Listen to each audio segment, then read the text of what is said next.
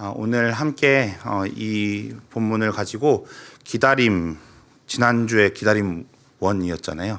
그래서 기다림 2입니다. 오늘 제목은. 성도님들 이 그림 보시면 뭐 생각나시나요? 이게 이제 소위 절기 중에 이제 크리스마스를 앞두고 이제 보통 대림절 때 교회 안에서 이렇게 초를 이렇게 피우곤 합니다. 근데 이제 초가 몇 개 있죠. 지금 방금 그림에도 그렇고 여기도 그렇고 4개 있죠. 그러니까 대림절 하면 성도님들이 잘 아실 수도 있는데 저도 이제 사실은 그 절기가 막 많이 이제 잘 지켜지던 교회에 다니던 사람은 아니었던지라 이후에 이제 좀 알게 되었던 부분이 있습니다. 대림절을 이제 영어로 아드벤트라고 하는데 그 라틴어에 이제 아드벤투스라는 데서 왔습니다. 뜻은 도착이라는 뜻이거든요.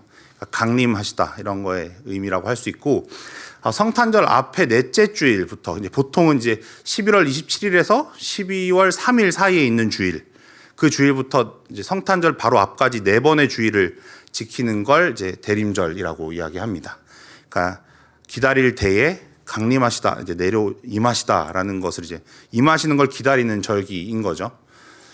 보라색은 무슨 의미냐면 사실 이제 기다림과 회개, 고난을 상징하는 색깔입니다. 그래서 사실 대림절에만 이렇게 보라색을 쓰진 않고 교회 안에서 이제 전통을 많이 이제 지켜가는 교회들의 경우에는 부활절 고난 주간에도 이 보라색을 사용하곤 합니다.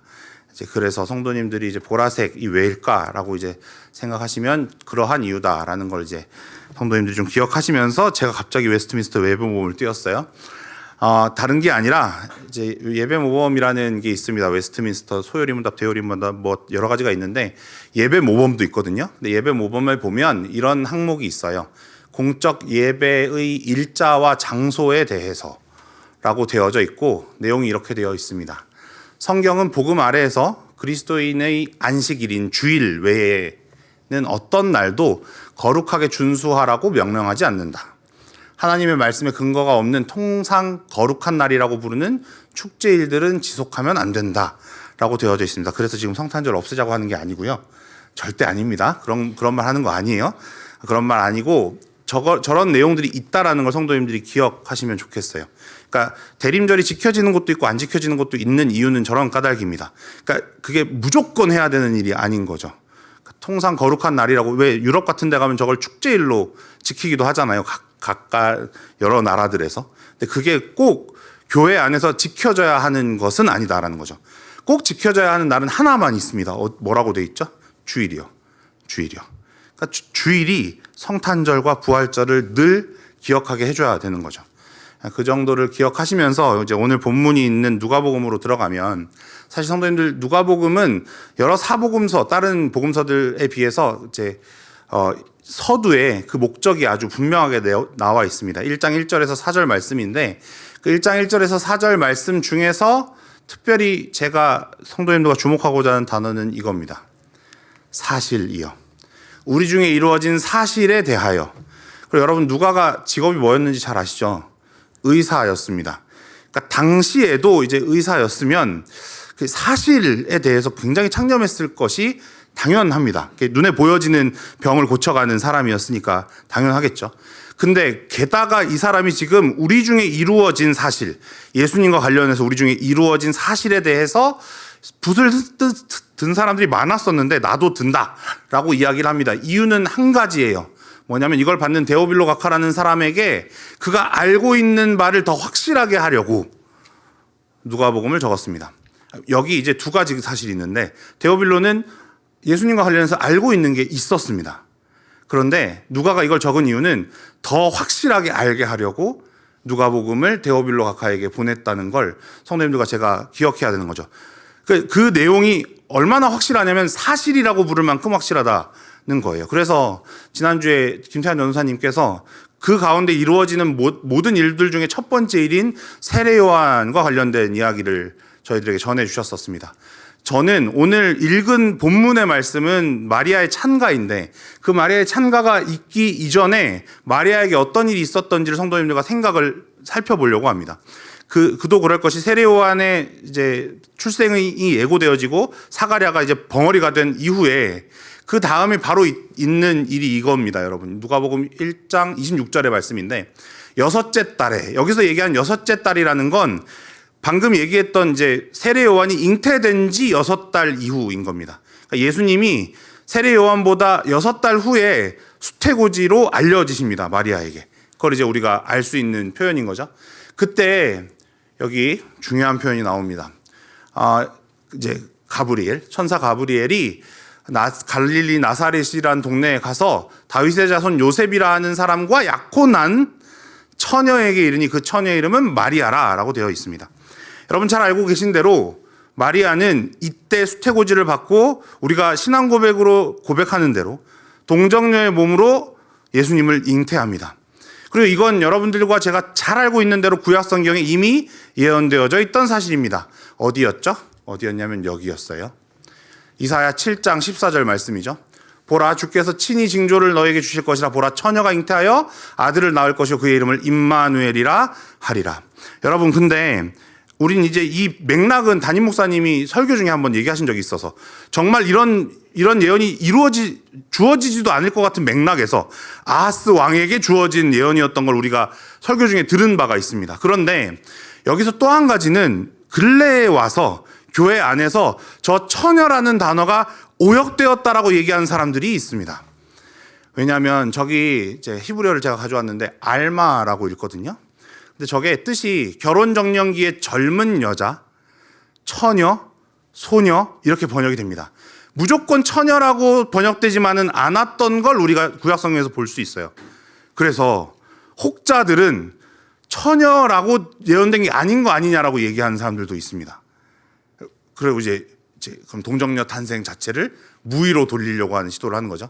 그런데 먼저 기억하셔야 될 건 여러 뜻, 저 알마라는 단어에 여러 뜻 중에 하나의 처녀가 있다라는 걸 일단 기억하시고, 저 히브리어 성경을 제일 먼저 그리스어로 번역한 70인경에 가보면 저렇게 되어 있어요. 파르테노스라고 읽는데 저 단어는 무조건 처녀라고 번역되어 있습니다. 그러니까 그리스어로 번역될 때 이미 그 의미가 제한되어서 번역되는 걸 이제 보게 되는 거예요. 구약에서 신약으로 넘어올 때 이미 한 번의 번역이 있는데 그 번역에서는 이미 처녀라고 명시되어 있는 걸 우리가 보는 거죠. 그러니까 정말 처녀가 맞는 겁니다. 왜 제가 이 얘기를 굳이 하냐면 진짜 교회 안에 저걸 오역이라고 얘기하는 사람들이 있기 때문에요. 그러니까 성도님들이 이제 이렇게 흔들리시면 안 됩니다. 절대 아니에요. 처녀라고 되어 있던 거예요. 근데 그런 가운데 그 처녀에게 이제 가브리엘이 이르러가지고 이렇게 이야기합니다.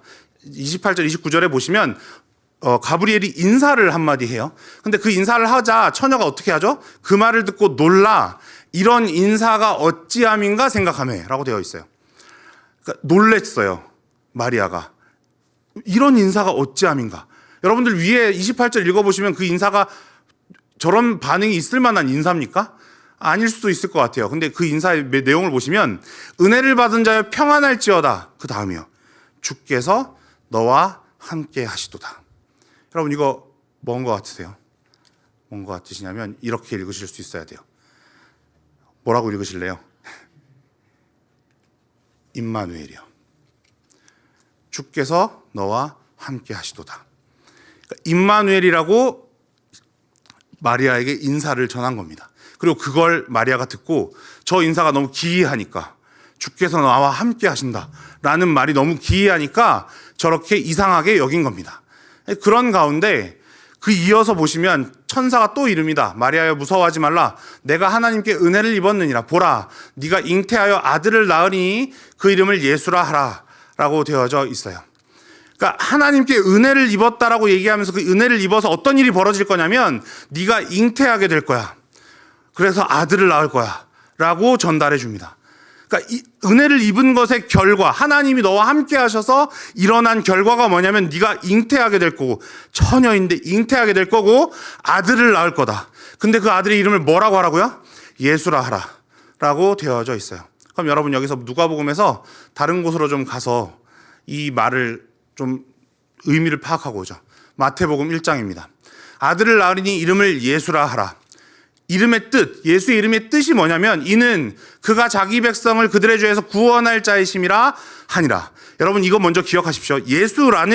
예수님께 주어진 이름의 뜻은 그가 구원자이시다라는 의미입니다. 그런데 마태복음에 가보면 그 구원이 어떤 방식으로 이루어질 것인지가 주어져 있습니다. 어떤 방식으로 주어질 거냐면 이 모든 일이 된 것은 주께서 선지자로 하신 말씀을 이루려 하심이라. 이르시되 보라 처녀가 잉태하여 아들을 낳을 것이요 그의 이름을 임마누엘이라 하리라 하셨으니 이를 번역한즉 하나님이 우리와 함께 계시다 함이라. 예수라고 해놓고 천사는 구원을 어떤 방식으로 이루냐면 하나님이 우리와 함께 하시는 방식으로 이루실 거다라는 걸 연이어서 알려줍니다. 그래서 임마누엘, 하나님 우리와 함께 계시다라는 방식으로 예수님께서 우리에게 일을 이루실 거라는 걸, 구원을 이루실 거라는 걸 우리가 여기서 교훈받을 수 있게 되는 거죠. 그리고 이 임마누엘은 오늘 제가 봤던 대로 1장 28절에 나오는 인사였습니다. 천사가 마리아에게 전한 인사요. 그리고 이 인사 이후에 마리아가 천사에게 말하죠. 나는 남자를 알지 못하니 어찌 이런 일이 있겠습니까? 천사가 대답하여 이르되 성령이 내게 임하시고 지극히 높으신 이의 능력이 너를 덮으시리니 이러므로 나실 바 거룩한 이는 하나님의 아들이라 일컬어지리라. 지속적으로 방식을 알려줍니다. 성령이 내게 임하시고 지극히 높으신 이의 능력이 너를 덮으시리니 넌 처녀라고 너를 인식하고 있는데 너에게 잉태되는 일이 있을 거다라고 이어져 있는 거죠. 여러분들과 제가 이 기사를 그대로 받아서 사도신경의 고백에서 이렇게 고백하는 겁니다. 여러분, 성령으로 잉태하사 동정녀 마리아에게 나시고, 이걸 여러분들이 성경에 나와 있는 대로 제가 믿습니다 라고 매번 신앙 고백으로 고백하고 계시는 겁니다. 그런데 이 말씀이, 이것이 이 일이 이루어지고 나서 누가복음에 이어지는 곳에 가보면 이 일이 끝날 때 마리아가 이렇게 얘기합니다. 대저 하나님의 모든 말씀은 능하지 못하심이 없느니라고 이걸 받습니다. 이 예언을 받고 마리아가 이르되 주의 여종이오니 말씀대로 내게 이루어지다음에 천사는 떠나갑니다. 그리고 이후에 보시면 이 마리아가 누구에게 가냐면 사가랴 집에 갑니다. 그래서 6개월 먼저 잉태되어 있던 요한과 세례 요한과 예수님이 복중에 만나는 일이 벌어지죠. 그리고 세례 요한이 막 춤을 춥니다. 그리고 그 기뻐하는 걸 우리가 보게 되는 거죠. 그러고 나서 이루어진 게 오늘 본문에 저와 여러분들이 읽었던 마리아의 찬가입니다. 그래서 성도님들과 제가 지금 막 되게 복잡한 지도를 띄웠는데 이게 사실 여러분 딴 게 아니라 하이델베르크 요리문답 구성도예요. 그런데 제가 이걸 가져온 이유가 있어요. 왜냐하면 여기에도 이 성령으로 잉태되어 동정녀 마리아에게 나시고라는 것에 대한 해설을 달아놨습니다. 그걸 성도님들과 제가 두 문답으로 만나게 되는데 이거 다 제가 막 여러 가지 준비해놨어요. 막 하이델베르크 요리문답을 전체를 막 한번 설명을 해드리려고 막 준비를 막 했답니다. 그런데 이건 다 지나갈 거고요. 생각을 해보니까 지나가야 되겠어요. 다 필요 없고 이 요리문답 안에 그런 내용이 있어요. 어떤 내용이냐면 성령으로, 우리가 사도신경에서 만나는 성령으로 잉태되어 동정녀 마리아에게 나셨다라는 걸 내가 신앙의 고백으로 고백하는 게 무슨 의미냐라는 걸 물어보고 답하고, 그 다음에 중요한 건 뭐가 하나 있냐면 여러분, 하이델베르크 요리문답이라는 것의 이렇게 이점이 뭐냐면 그 신앙 고백이 담는 의미를 내가 그렇게 고백하고 내가 믿는다고 할 때의 유익이 뭐냐라는 게 이어지는 문답이 이어져 있어요. 그러니까 그 문답이 유익 없이 나한테 그냥 조문으로 주어져 있는 게 아니라고 얘기한다고요. 우리가 매번 사도신경으로 고백하는 신앙 고백 항목 하나하나가 다 우리한테 유익이 있다고 얘기해줘요. 그걸 성도님들과 제가 보려고 제가 이걸 구차하게 가져왔는데 저기 보면 해놨어요. 35문이랑 36문에 이어져 있거든요. 제가 저걸 가져왔답니다. 저 내용을. 35문답이 이렇게 되어 있어요, 여러분. 성령으로 잉태하사 동정녀 마리아에게 나시고라는 것의 말의 의미, 뜻이 뭡니까? 라고 질문하고 답이 이렇게 되어 있습니다, 여러분. 하나님의 영원한 아들은 참되고 영원한 하나님이시고 계속하며 그리하십니다. 이게 먼저 있어요, 여러분. 이게 먼저 있다는 걸 기억해 주세요. 예수 그리스도는 먼저는 영원 전부터 하나님이십니다 라는 고백이 먼저 저 안에 들어가 있어요. 그리고 이어지는 고백에 보시면 사람의 뭐라고 돼 있죠? 사람의 바로 그 본성을 자신에게 취하셨는데 그 영원하신 하나님께서 처녀 마리아의 살과 피에서 성령의 사역으로 취하셨습니다. 또한 다윗의 참된 자손이 되어서 그의 형제들과 같은데 죄를 제외하고는 모든 것에서 같습니다 라고 고백할 수 있는 게 우리가 매번 사도신경으로 고백하는 성령으로 잉태되어 동정녀 마리아에게 나시고의 의미라고 얘기해요. 근데 여러분, 이런 의미를 담고 있는 저 항목이 우리한테 어떤 유익을 준다라고 할까요? 36문으로 빨리 가보죠. 그리스도의 그 거룩한 잉태와 탄생으로 당신은 어떤 유익을 얻습니까? 답이 이렇게 되어 있습니다. 그분이 우리의 중보자가 되시는 유익을 얻고 자신의 죄 없음과 완전한 거룩함으로 하나님의 목전에서 나의 죄를 덮으시는 유익을 얻습니다. 나는 죄 속에서 잉태되고 태어났습니다. 여러분, 동정녀 탄생은 우리한테 이런 유익을 줍니다. 정말 예수님이 내 중보자이시다라고 확신할 수 있게 만드는 신앙의 항목입니다. 이걸 부정하면, 이걸 믿지 않는다고 하면 예수님은 내 중보자이실 수가 없습니다. 그런 사람에게 중보자이실 수가 없다라고요. 저걸 믿는 자에게라야 비로소 예수 그리스도는 중보자이실 수 있습니다. 그래서 오늘 기다림 2번, 제가 사실 부제를 붙여왔거든요. 성도님들과 제가 로마 가톨릭 천주교에게 빼앗겨 버려가지고 잘 그렇게 지칭하지 못하는 아름다운 마리아에 대한 이름을 회복하려고 제가 이걸 부제로 달아왔습니다. 뭐라고 되어 있냐면요, 이렇게 되어 있어요. 하나님을 낳은 자 마리아의 찬가. 여러분, 이거 거부 반응 있지 않으세요? 여러분들 마음에 거부 반응 있으시죠? 왜냐하면 이렇게 해야 될 것 같지 않으세요? 그리스도를 낳은 자라고 해야 될 것 같지 않으세요? 그런데 저와 여러분들이 자리하고 있는 개신교회가 함께 천주교회랑 우리가 그걸 우리의 신조로 받아라고 이야기하는 초대교회 신조 중에 하나인 칼케돈 신경에는 정확하게 저렇게 표현되어 있습니다. 하나님을 낳은 자라고요. 그리고 그건 저게 마리아를 숭배하려고 만든 항목이 아니라 예수님이 정말 하나님이셔를 얘기하려고 붙어있는 항목입니다. 여러분, 저기 그 신조에서 만약에 그리스도를 낳은 자 마리아라고 하는 순간 초대교회 때 어떤 논쟁에 휘말려서 우리 신앙 전체가 무너지게 되냐면 그리스도를 낳은 자라고 하는 순간 그리스도는 하나님보다 못한 존재가 돼버립니다. 그리고 하나님이 아닌 중보자를 우리가 취하게 되는 거예요. 근데 그렇지가 않고 우리의 중보자이신 예수 그리스도는 정말 하나님이시다라는 걸 붙여주려고 칼케돈 신경에는 저렇게 되어 있어요. 하나님을 낳은 자 그리스도라고요. 마리아라고요. 자, 그래서 그것도 가져왔더랬어요. 칼케돈 신경이 저렇게 돼 있거든요. 막 저렇게 돼 있어요. 저 막 아주 너무 아름다워요. 그런데 그걸 다 제껴놓고 저렇게 막 설명을 하거든요. 근데 막 열심히 설명을 해요. 근데 설명을 하는 가운데 중요한 부분이 있는데 저기 보시면 제가 영어로 표현해 놓은 게 있어요. 거기 보면 혼합되지도 않고 변하지도 않고 나누어지지도 않고 떼어 떨어지지 않는 두 본성으로 예수 그리스도께서는 존재하신다라고 되어져 있어요. 참 하나님이시면서 참 사람이시다라고 얘기하는 겁니다. 그리고 그 두 본성이 혼합되지도 않고 따로 분리되지도 않고 따로 떼어 변해지는 게 아니라 정말로 한 존재 안에 그 두 본성이 같이 존재한다. 어려운 말로 얘기해 볼까요? 한 위격에 두 가지 본성, 일위양성이라고 얘기하는 교리를 지금 여기서 이야기하는 겁니다. 그런 분이 우리의 중보자이신 예수 그리스도다라고 이야기한다고요. 그런데 그 안에 이런 표현이 있어요, 여러분.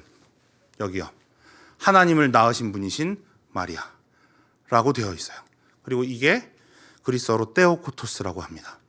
하나님을 품으신, 하나님을 잉태하신 마리아라고 되어져 있어요. 이건 여러분 451년이에요. 저 451년쯤의 기록들을 찾아가 보면 그 당시에는 마리아 숭배가 교회에 없었고 그 당시에 마리아를 숭배하는 게 이상하게 여겨지는 어떤 지역에서 그런 게 보고됐더니 교회 전체가 이상하게 여기던 시절입니다. 그런 시절에는 마리아를 뭐라고 얘기해도 이상하지 않았냐면 하나님을 낳은 자라고 얘기해도 이상하지 않았어요. 왜냐하면 그 표현이 마리아를 높이는 게 아니라 그 마리아가 낳으신 예수 그리스도가 육신으로 몸과 영혼은 마리아에게 취하셨지만, 인성은 마리아에게서 취하셨지만 그분이 하나님이시다라는 걸 이야기하는 표현이기 때문에 그랬습니다. 저와 여러분들이 저걸 뺏기면 안 돼요. 마리아를 하나님을 낳은 자라고 얘기할 수 있어요, 저희는. 왜냐하면 우리의 중보자이신 예수 그리스도가 하나님이시니까, 참 하나님이시니까 말입니다. 이제 뒤에 이어와서 오늘 본문에 가보시면 여러분, 기도를 이렇게 마리아가 해요. 여기까지 생각해보고 나면 마리아가 정말 대단한 사람이잖아요. 그리고 그걸 다 이제 수태고지를 바꿔서 주의 뜻대로, 주의 말씀대로 되어지어다 라고 얘기하니까 그 마음이 얼마나 대단합니까? 그리고 이어서 사가랴를 찾아왔다가 이제 찬가를 부르는 걸 보시면 더해요, 여러분. 저기 표현해 보시면 이런 표현이 있습니다. 그의 여종의 비천함을 돌보셨음이라 라는 표현이 있는 걸 여러분 보십니다. 여러분, 저건 단순히 마리아가 가난했다를 얘기하는 게 아닙니다. 경제적으로 가난했다를 얘기하는 게 아니라 존재적으로 그가 죄인이라고 고백하는 겁니다. 그가 죄인인데 내 여종의 비천함, 나의 죄인됨을 주께서 돌보셨다. 그래서 나를 뭐라고 이제부터 사람들이 칭찬할 거냐면, 이제부로는 만세의 나를 복이 있다 일컬을 거다. 나만 그런 게 아니라 내가 낳은 예수 그리스도로 말미암아 하나님을 믿게 되는 자, 예수 그리스도를 믿게 되는 자라면 누구나 할 것 없이 나를 복되다라고 이야기하게 될 거다라고 이야기하는 찬가입니다. 이어지는 표현에 이런 말씀도 있어요. 능하신 이가 큰 일을 내게 행하셨으니. 여러분, 이 찬가에 자기가 뭘 했다라는 게 없어요. 여기 보시면 능하신 이 누굽니까? 삼위일체 하나님이요. 그 하나님이 내게 큰 일을 행하셨으니. 무슨 일을 행하셨죠? 처녀인 나에게 잉태되셨으니 라고 이야기하는 겁니다. 그 이름이 거룩하시며 긍휼하심이 두려워하는 자에게 대대에 이르는도다 라고 되어 있죠. 그리고 또 나옵니다. 그의 팔로 힘을 보이사. 그러니까 지금 마리아가 하고 있는 게 아무것도 없습니다. 하나님이 다 하십니다. 지금 그 팔로 힘을 보이셔서 뭘 하냐면 52, 3절은 권세 있는 자를 다 낮추시고 잘난 자를 다 낮추신다라고 얘기하시는데, 여러분, 이건 지금 저와 여러분들이 새벽 예배 때 묵상하고 있는 호세아나 아모스에 가면 지속적으로 나오는 말씀입니다. 하나님은 그렇게 임하시겠다고 말씀하십니다. 그리고 그렇게 자기 일을 이루시겠다고 말씀하시죠. 그런데 그 일들이 예수님 때 되어서야 비로소 일어난 게 아닌 걸 지금 마지막 시편은, 이 시 찬가는 알려주는데, 그의 종 이스라엘을 도우사 긍휼히 여기시고 기억하시되 뭐라고요? 우리 조상에게 말씀하신 것과 같이 아브라함과 그의 조상에게 영원히 하시리로다. 예수님 때 갑자기 일어난 일이 아니라 그의 우리 조상에게 말씀하신 것도 지금 여기서 일어난 일과 다를 바가 없는 일입니다. 구약에서 있었던 일들도 다 이것의 그림자인 것 아닙니까? 라고 이야기하는 겁니다. 마리아가 이 정도의 이해를 가지고 지금 예수님의 육신적 어머니가 되었다는 걸 저와 여러분들이 오늘 여기서 만나게 되는 겁니다. 그럼 여러분, 여기서 질문을 마지막으로 좀 하나 하고 정리를 할게요. 여러분, 수태고지 그리고 그에 따른 이런 찬가를 보시면 마리아는 이미 완성된 사람인 것 같죠? 예수님을 낳기 전부터 이미 완성된 것 같잖아요. 과연 그럴까요? 그렇지가 않습니다. 공생의 기간 중에 마리아를 여러분 떠올려 보십시오. 마리아가 어떤 지점에서 어떻게 등장했는지 여러분 보십시오. 가장 먼저는 시므온이 그 유아의 정결 예식 앞에서, 예수님 앞에서 찬양을 하면서 이렇게 이야기합니다. 칼이 내 마음을 찌르듯 하리니. 여기 너라는 거 누구냐면 마리아 얘기하는 거예요.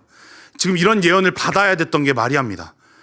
아이의 정결 예식 앞에서 어떤 할아버지가 자기한테 이렇게 얘기하는 겁니다. 칼이 네 마음을 찌르듯 할 거다라는 걸 얘기하는 걸 드러냈어야 됩니다. 좀 더 뒤에 가보면 예수님께서 성전에서 잃어버린 바 되셨다가 다시 찾은 바 되었을 때, 거기도 보시면 여기 저희는 예수는 지혜와 키가 자라가며 우리가 다 꽂히니까요. 예수님 그렇게 자라가셨다라고만 알고 있으니까. 그런데 여기서 일어났던 모든 일을 어머니는 모두 마음에 둡니다. 지금 이런 맥락을 살아가는 어머니 마리아를 우리가 보는 겁니다. 그럼 이런 일만 있을까요? 아닙니다. 가나 혼인잔치 앞에서는 예수님이 정말 이제 이렇게 퉁명스러울 수 있을까 싶을 정도로 얘기하시죠. 여자여 나와 무슨 상관이 있나이까? 내 때가 아직 이르지 아니하였나이다. 여러분 여기서 이해하셔야 될 거 한 가지가 있는데, 여기 여자라는 말은 낮추는 말이 아닙니다. 그게 아니라 이제 메시아로서, 그리스도로서 한 여인을 지칭하는 말입니다. 그리고 이 말이 바로 이어져서 공생애를 다 사시고 십자가에 달리신 예수님이 다시 마리아를 여자라 부르십니다. 예수께서 자기 어머니와 사랑하신 제자가 곁에 서 있는 것을 보시고 자기 어머니에게 말씀하시되 여자여 보소서 아들이니이다 하고, 또 그 제자에게 이르시되 보라 내 어머니라 하신데, 그때부터 그 제자가 자기 집에 모시니라 라고 되어 있어요. 그러니까 여러분, 이런 일 그냥 빠르게 지나가면서 생각했던 공생애 기간 중에 예수 그리스도의 어머니였던 마리아만 생각해봐도 완성된 마리아가 아닌 걸 우리가 보게 됩니다. 그런데 여러분, 마지막으로 또 하나만 질문 드릴게요.